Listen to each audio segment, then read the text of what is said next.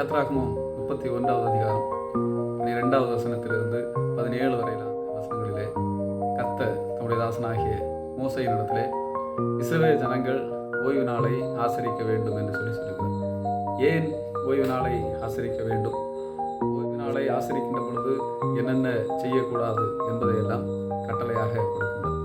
நானே உங்களை பரிசுத்தமாக்குகிற கர்த்தர் என்பதை நீங்கள் அறியும்படியாக இந்த பரிசுத்தமான ஓய்வு நாள் என்பது எனக்கும் உங்களுக்கும் அடையாளமாக இருக்கும் என்று சொல்லி நாளை சொல்லுகிறார். இந்த பரிசுத்த ஓய்வு நாளை பரிசுத்த குலைச்சலாக்குகிறவன் கொலை செய்யப்பட வேண்டும். அதே போல இந்த பரிசுத்தமான ஓய்வு நாளிலே வேலை செய்கிறவன் தன் ஜனத்திலே இராதபடிக்கு அறுப்புண்டு போக வேண்டும் என்று சொல்லியும் கர்த்தர் எச்சரிக்கின்றார். 6 நாளும் வேலை செய்யலாம், 7ஆம் நாளிலே அது ஆண்டவருக்குரிய ஓய்வு நாள் அப்படின்னாலே அதை பரிசுத்தத்தோடு ஆசரிக்க வேண்டும்.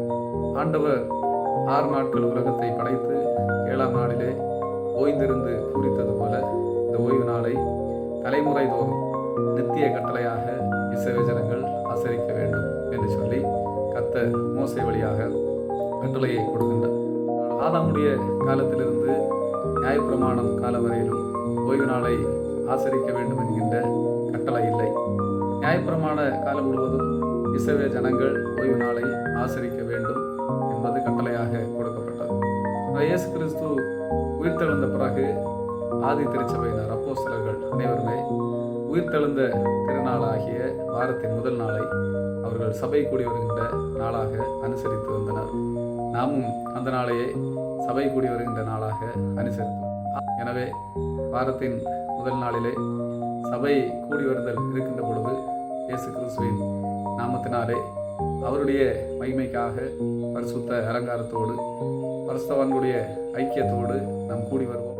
அது மட்டுமல்ல, ஆதி திருச்சபையினர் அனுதினமும் ஒருமித்து அவர்கள் அப்பம் விட்டு மகிழ்ந்திருந்தது போல சபை கூடி வருகிற எல்லா நாட்களிலும் நாம் ஒரு மனதோடு கூடி வந்து அப்பம் விட்டு மகிழவும் இயேசு கிறிஸ்துடைய வருகை இந்த ஐக்கியத்திலே நிலைத்திருப்பதற்காகவும் கர்த்தர் நமக்கு அழைப்பு கொடுக்கின்றார். எனவே இந்த சபை கூடி வருதலை நாம் விட்டு விடாதபடி ஆண்டவருடைய நாம மகிமைக்காக நாம் தொடர்ந்து அதை அனுசரிப்போம்.